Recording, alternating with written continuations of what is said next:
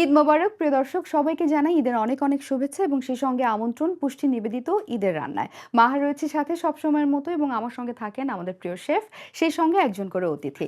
আজকের অতিথিকে পেয়ে আমি অনেক বেশি খুশি, কারণ তিনি সুন্দর একজন মানুষ, তিনি দেখতে সুন্দর, তিনি কথা বলেন সুন্দর এবং তিনি গান করেন আরও সুন্দর। আমাদের সাথে রয়েছেন আপনাদের অত্যন্ত পছন্দের সঙ্গীত শিল্পী পুতুল।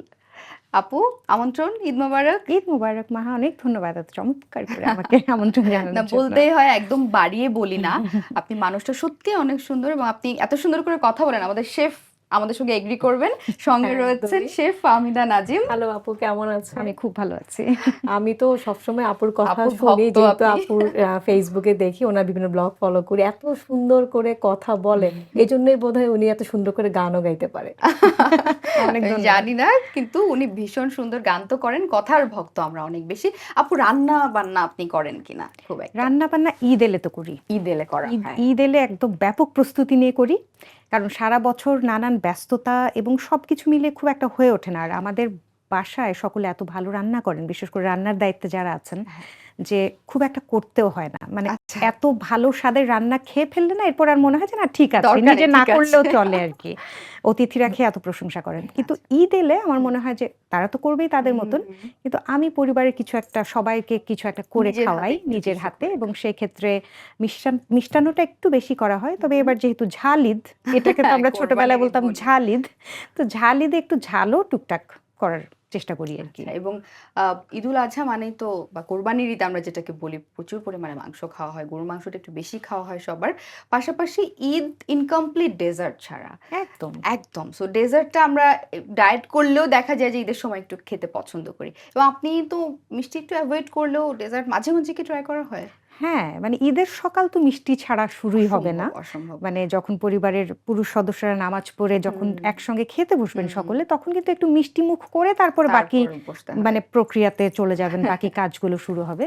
তো সেই ক্ষেত্রে ঈদ বলতে বা উৎসব বলতে, বাঙালির উৎসব বলতেই কিন্তু ঘরোয়া মিষ্টান্ন। ঘরোয়া মিষ্টান্ন, এবং এই ঘরোয়া মিষ্টান্নর মধ্য থেকেই বোধহয় আজকে শেফ একটা কিছু পছন্দ করেছেন আমাদের জন্য। এক্স্যাক্টলি, আমি এই জন্য একটু ঘরোয়া মিষ্টান্ন, যেহেতু আপু হ্যাঁ, বলেছেন, আমি জাফরানি শাহি ফিরনি। ফিরনি আচ্ছা। তো আমরা সবাই কম বেশি করে থাকি, হুম। একটু আমি এটাতে একটু রিচ একটা ফ্লেভার দিব। এখানে আমি যেমন একটু ঘি ইউজ করব, একটু ক্রিম ইউজ করব। আচ্ছা, সো এভাবে হচ্ছে আমি জাফরানি শাহি ফিরনি করছি। বাহ! আচ্ছা, তো যে এই যে আপনারা যদি রান্নাটা পারতেন, ধরেন আপনি, তাহলে আমাদের কি হতো? আমাদের তো কাজে থাকতো না। না, একদমই না। তো আজকে আমরা এটাই করব, আপনার কাছ থেকে শিখবো, আপনি হ্যাঁ, এক্সপার্ট। তো চলেন শুরু করি আমরা। তো সবার আগে আমি যেটা ইউজ করবো সেটা হচ্ছে মিনারেল ওয়াটার। পুষ্টি মিনারেল ওয়াটারটা আমি ইউজ করছি এখানে। ওকে। এটা এই সেটা আমি পাউডার মিল্ক ইউজ করব, সেটাও পুষ্টি পাউডার মিল্ক ইউজ আচ্ছা করব। তো পানিটা জাস্ট একটু যখন বয়লিং টেম্পারেচারে আসবে, তখনই আমি পানিটাকে মিল্কটাকে অ্যাড করব। আচ্ছা। অনেকে আছে এখানে অনেক তেজপাতা, এলাচ, দারচিনি, আমি কিছুই দিব না, জাস্ট মিল্কের একটা ফ্লেভার, একটা সুন্দর, তাই আমি একটা কালো এলাচ দিয়েছি আচ্ছা। আর একটা সবুজ এলাচ দিব। এটা আমি একটু পরে উঠিয়েও নিব, আর এই কিছু দিব না, পানিটা একটু বাবল আসুক, দেন আমি হচ্ছে পাউডার মিল্কটা ইউজ করব। আচ্ছা। তো আমরা এখানে ইউজ করবো আপু এই যে পুষ্টি instant full cream milk powder. আচ্ছা, তো এটা ইউজ করব, এটা পানিটা বাবল হোক, সেই বয়লিং পর্যন্ত টেম্পারেচার আমরা আসুক, অপেক্ষা সেই করব। পর্যন্ত আমরা ওয়েট করি। এবং শেফ, ছোটবেলায় মা ডেজার্টে এই ধরনের মানে কোনো মশলা ব্যবহার করলে খুব রাগ হতো, যে বাইটে পড়তো। বাইটে পড়তো। এখন এটাই কি আসলে টিপস, যে মশলাগুলো উঠিয়ে ফেলবো হ্যাঁ, আমরা? আমি এটা উঠিয়ে ফেলি সবসময়, কারণ আচ্ছা। ডেজার্টটা যখনই বাইটে পড়ে না, দেখবেন আপনার যে একটা খাওয়ার যে আনন্দটাই চলে আনন্দটাই যায়। নষ্ট হয়ে যায়। সো এটা উঠিয়ে ফেলি এটা। অথবা আপনি যখন অনেক বেশি পরিমাণ বাল্ক আকারে করি, তখন একটা পুটলি, যে মার্কিন কাপড় যে ও ওইখানের মধ্যে আচ্ছা। বেঁধে আমি দেই, এবং এটা একটু পর আমি পুটলিটা, কারণ এত ডেজার্টের মধ্যে তখন কিন্তু খুঁজে বেছে বেছে পাওয়া উঠানো যায়। খুব টাফ। এই যে একটা এই ভালো কাজটা কৌশল করি। শিখে গেলাম, তাই না মাহা? একদম, হ্যাঁ, এটা হ্যাঁ, এটা ভালো একটা। অনেকবার এই প্রশ্নের উত্তর হয়তো দিয়েছেন, যে গানটা শুরু করলেন কোথা থেকে, বা কবে মনে হলো যে আমি গানটাই গাইতে চাই? পরিবারের সাপোর্টের কথা যদি আলাদা করে জানতে চাই। আমার নিজস্ব মনে হওয়াটা একটু মনে হয় বড় হওয়ার পরেই, বড় যখন হওয়ার আমার পর। বোধটা তৈরি হয়েছে আচ্ছা। যে আমি গানটাই গাইতে চাই। কিন্তু ছোটবেলায় যখন আমার বড় বোনের কাছে গানটা, মানে তাকে দেখতাম গান গাইতে, তখন এটা না আমাকে খুব একদম মোহের ভেতরে নিয়ে যেত। আচ্ছা। মানে এটা একটা অন্যরকম আমার কাছে খুব এমন লাগতো যে এত চমৎকার একটা বিষয়, মানে এটা দিয়ে তো মানে খুব আনন্দ হচ্ছে আমার শুনতে। আপনার বড় বোন কি এখনো গান করেন?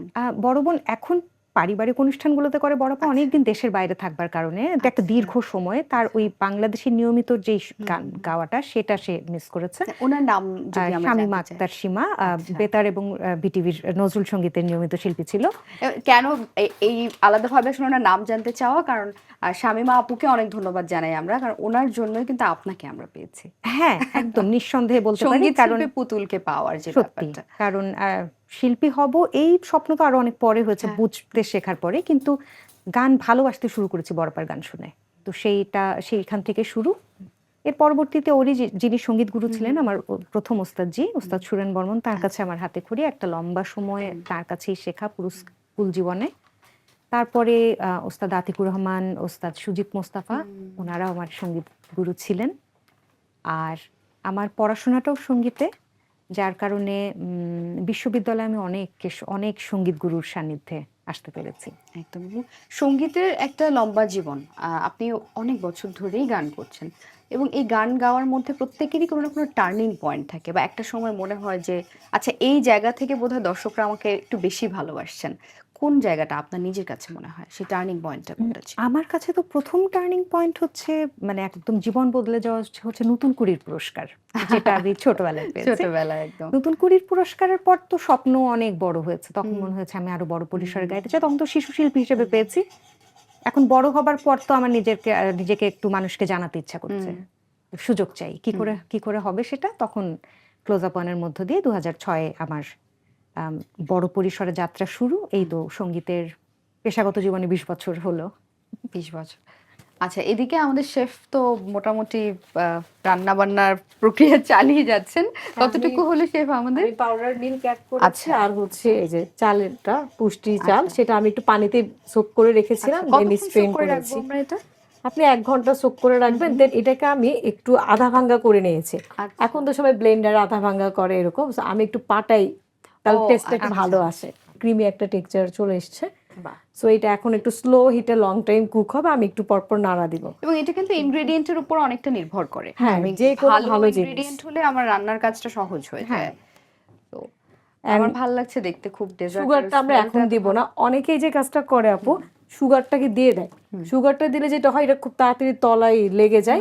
সুগারটা একদম নামানোর আগে দিতে হয়। আচ্ছা, সুগার, তারপর ঘি, ক্রিম, এই 3টা জিনিস নামানোর আগে দেব। ওকে, এটা আর আরেকটা যেহেতু, টিপস। হ্যাঁ, জাফরানি, সো এখানে আমি স্যাফরন দিয়ে দিব এখন। সো এর থেকে কালার রিডিউস হবে এন্ড ফ্লেভারটা তো আসবেই। স্যাফরন দেওয়ার পরে এই যে এত সুন্দর থাকে না যে নিয়ম মেনে মেনে ওরা কালারটা এবং যে আনার মানে যে কেন ব্যাপারটা। যেন জাফরানেই পুরো চেহারাটা অভিজাত একদম, হয়ে যায়, তাই না? একদম মানে অভিজাত একটা হয়ে আভিজাত্য ভরা একটা ডেজার্ট হয়ে যায় একদম, মিষ্টান্ন। মুখে তো হাসি ফুটবেই, কারণ এটা পুষ্টি আটার সুস্বাদু রুটি, তাই এর সাথে যাই খাবেন অসাধারণ টেস্ট পাবেন। চমৎকার একটা স্মেল পাচ্ছি শেফ, খুব ভালো লাগছে। গল্প এবং রান্না একসঙ্গে জমে উঠেছে। গন্ধের কথাটা মাত্র মনে পড়ছে তাই যে না? ছোটবেলায় মা পায়েস বা ফিরনি করার সময় কিন্তু যে গন্ধেই বুঝতে পারতাম যে আজকে রান্নাঘরে এই ধরনের কিছু রান্না হচ্ছে, তাই না? একদম, সেই একদম। গন্ধটা ফিরে সেই এসেছে গন্ধটা অনেকদিন পর। পাচ্ছি আমি। আচ্ছা, আমি এখন এখানে একটু অ্যালমন্ড স্লাইস এবং রেজিন দিয়ে দিব, এইটা আরো বেশি সুস্বাদু করবে, এবং কিছুটা আমি উপর পরিবেশনের জন্য রেখে দিচ্ছি। ওকে, পুতুলাপুকে একটু ভূমিকা রাখতে চান, একটু খুন্তি নাড়িয়ে? ফিরনি করা কঠিন আছে, খুন্তি তো নাড়তে পারি, কিন্তু এটা কিন্তু খুন্তি নাড়ে। অনবরত নাড়তে হয় আমি যতদূর জানি, তা না হলে তলায় লেগে যাওয়ার সম্ভাবনা আছে।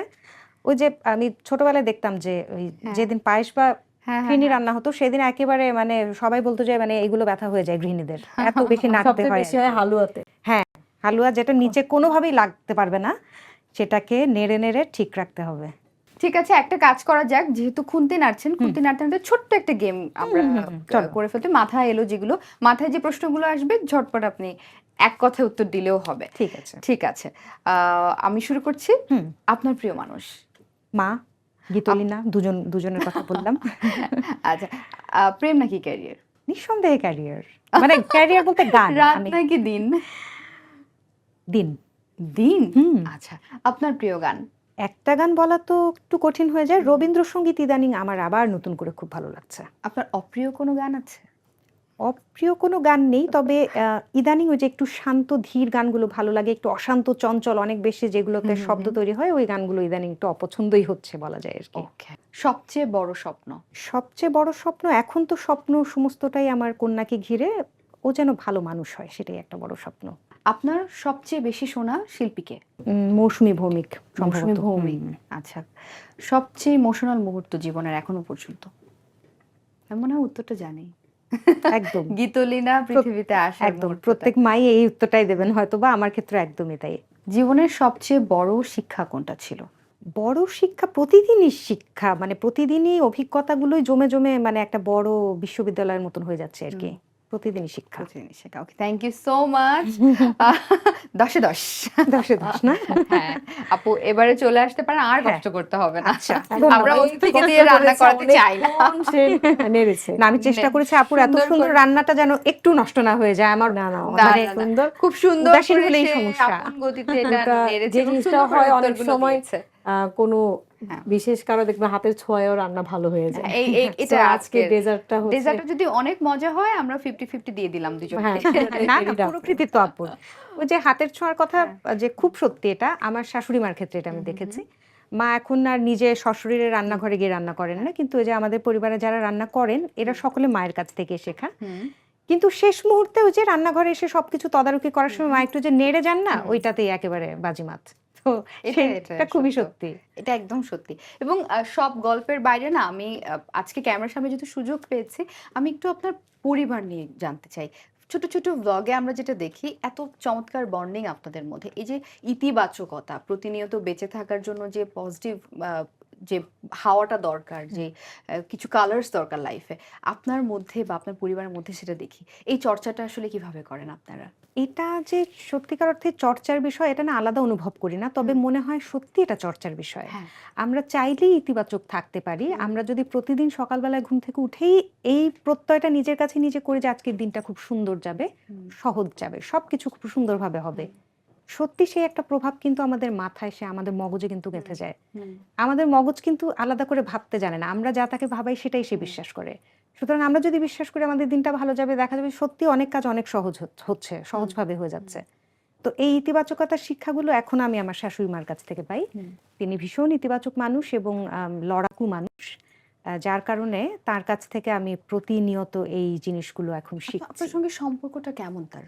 খুব বন্ধুত্বপূর্ণ? বন্ধুত্বপূর্ণ তো বটেই, তবে মায়ের তো কন্যা নেই, পুত্র, তো যার কারণে মায়ের কন্যা থাকলেও হয়তো বা ঠিক মা আমাকে মানে তাকেও এভাবেই শেখাতেন, এভাবেই বোঝাতেন, বা দিক নির্দেশনাগুলো এভাবেই হতো। তো আমার কাছে আমি মাকে কখনো শাশুড়ি মার মতন আলাদা করে ভাবতে শিখিনি শুরু থেকেই।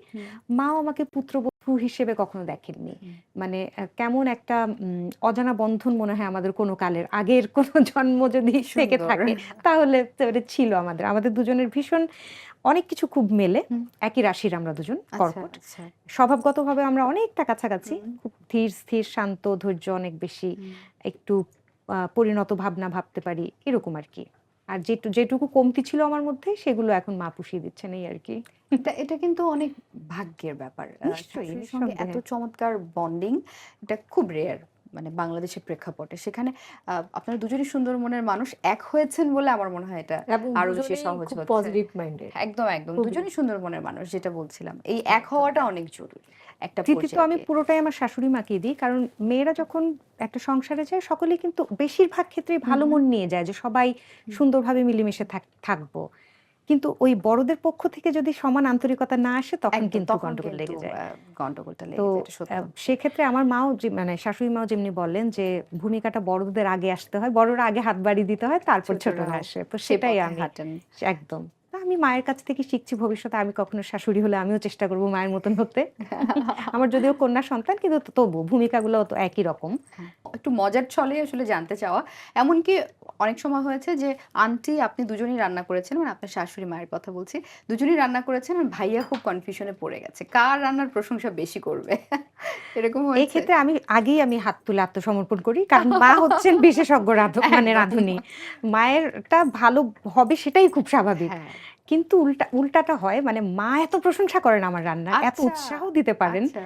যে তখন মনে হয় আচ্ছা ঠিক আছে, কিছুটা হলেও ভালো করেছি তাহলে মনে হয়। আচ্ছা, ফাহমিদা আপুর কাছে আমার সেম প্রশ্ন, একই প্রশ্ন। এরকম কখনো হয়েছে ভাইয়া খুব কনফিউজড হয়ে গেছে? আপনি তো পারফেক্ট একজন শেফ, সুতরাং আপনার শাশুড়ি মা যখন একসাথে কিছু রান্না করেন। না, সে হচ্ছে কি আমার হাতে রান্না খুবই পছন্দ করে। আচ্ছা। বিশেষ করে আমার হাতে মানে বাঙালিয়ানা ফুডগুলি তো বাসায় বেশি করা হয়, সে ওই খাবারগুলি খুব পছন্দ করে। তো মা কখনো কিছু করলে খারাপ ভালো মন্দ কিছু বলে না, বাট অনেক সময় অনেককে বলে যে না ফামুর হাতে এইটা ভালো ছিল, এইটা এরকম বলে। মুখে তো হাসি ফুটবেই, কারণ এটা পুষ্টি আটার সুস্বাদু রুটি, তাই এর সাথে যাই খাবেন অসাধারণ টেস্ট পাবেন। রান্না বান্না প্রায় শেষ, গল্প ফুরোচ্ছে না আজকে। অনেক গল্প করছি তিনজন মিলে এবং ভালো লাগছে। ছোটবেলায় আমার মাকে দেখতাম গুনগুন করে গান গাইতো রান্নাঘরে, গল্প খুব একটা করতে দেখতাম। আমি মাঝে মাঝে গিয়ে জিজ্ঞেস করতাম কি করছো, একটু কষানো মাংস, হ্যাঁ শাড়ি থেকে তুলে একটু খেয়ে নেয়। হ্যাঁ হ্যাঁ হ্যাঁ, এটা হয়েছে কখনো আপনার সাথে? হ্যাঁ, বিশেষ করে গরুর মাংসের যে মানে শেষে হয়ে আসা মানে কষানোর পরে ঝোলটা দিয়ে দেওয়ার আগের যেই মুহূর্তটা, ওই মাংসটা খেতে খুব মজা, তাই না? আমি ছোটবেলায় শুধু রাগ করতাম, এটাই তো মজা, তুমি আবার ঝোল দাও কেন? তো এখন অত শুকনা তো আবার সকলে পছন্দ করবে না, একটু ঝোল ঝোল হতে হয়, কিন্তু আমার ওই শুকনা মাংসটা খুব আমার খুব ভালো লাগে কষানো মাংস। আর এটা কোরবানির সময় এই স্বাদটা সবচেয়ে পারফেক্ট পাওয়া যায়। কোরবানির সময় আবার কষানো মাংসটা অনেক করে অনেকে বাসায়। আচ্ছা, আমরা আমি পুষ্টির ঘি অ্যাড করেছি এবং ক্রিম সুগার সবকিছু দেওয়া হয়ে গিয়েছে। সো এখন আমি বার্নারটা অফ করে দিব যাতে ঘিয়ের ফ্লেভারটা আমি প্রপারলি পাই। ঘিটা দেওয়ার পরপরই আমরা বার্নারটা অফ করে দিব, তাই তো? হ্যাঁ, ঘিটা দিয়ে যাতে একদম পুরোপুরি ভাবে গলে না যায়, বা হ্যাঁ ঘিতে জাস্ট মিক্সড হয়ে যাবে, সুন্দর একটা ক্রিম মিল্ক। ওকে, টিপস নাম্বার 3। গান নিয়ে এত কথা হচ্ছে ফাহমিদা আপু, আমার মনে হয় সার্ভিং চলতে চলতে যদি খালি গলায় 2 লাইন গান শুনতে পারতাম। আমি তো ভেবেছি যে রান্না গান শুনতে শুনতেই হবে, এবং এইটা খুবই একটা মজার জিনিস যে রান্না করতে যখন বোর হয়ে যায়, পাশে যদি এরকম একটা সিঙ্গার থাকে, তাহলে সারাদিন রান্না করলেও আমার সারাদিন রান্না করতে ভালো লাগে, সারাদিন রান্না করতে পারবো। ওকে। রিমঝিম রিমঝিম বৃষ্টি, আহা কি অপূর্ব সৃষ্টি, এ লগনে প্রিয় তোমায় মনে পড়ে যায়, অপলকে দৃষ্টি, আহা কি যে মিষ্টি, লুকোচুরি এসে মনে দোলা দিয়ে যায়,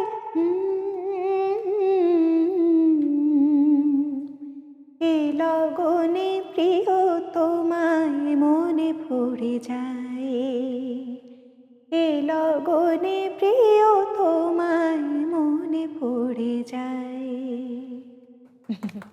খুবই মানুষের গলা এত পারফেক্ট কিভাবে হয়? এবং আপু অনেক বেশি আতিথ্য পরায়ণ, আমি এটা দেখেছি। আর এদিকে শেষ মুহূর্তের প্রস্তুতি চলছে, বাকি স্যাফরন গুলো উপর দিয়ে দিয়ে দেখেন কালারটা যে একটা অফ হোয়াইট কালার, যেটা ক্রিম, এটা স্যাফরনের এবং জন্য ক্রিমের কারণে, হ্যাঁ স্যাফরন মিল্ক এবং ক্রিম সবকিছু মিলিয়ে হয়েছে। ওকে, বাহ, অসংখ্য ধন্যবাদ শেফ এত চমৎকার রেসিপির জন্য। ডেফিনেটলি ট্রাই করব। পুতুল আপু, এটা আপনার জন্য দারুণ, ঈদের অনেক ডেজার্ট। ধন্যবাদ। তো আই হোপ আপনার ভালো লাগছে। আপনি একটু অ্যারোমাটা পাচ্ছেন বোধহয় না?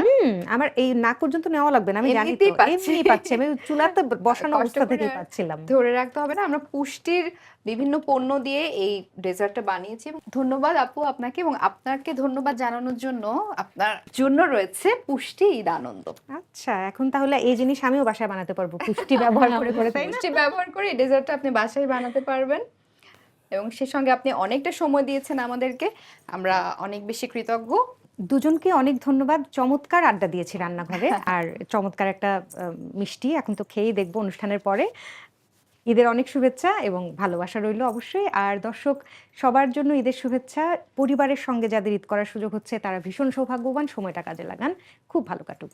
দর্শক, এই ছিল আমাদের আজকের আয়োজন। এতক্ষণ উপভোগ করছিলেন জিটিভির পর্দায় ঈদের বিশেষ আয়োজন পুষ্টি নিবেদিত ঈদের রান্না। নিশ্চয়ই আমাদের রেসিপিগুলো আপনারা নিজেরাও বাসায় ট্রাই করছেন। আগামী পর্বে আবারও দেখা হচ্ছে নতুন রেসিপি নিয়ে, নতুন অতিথি থাকবেন সাথে। সে পর্যন্ত ভালো থাকুন, সুস্থ থাকুন, জিটিভির পর্দায় থাকুন।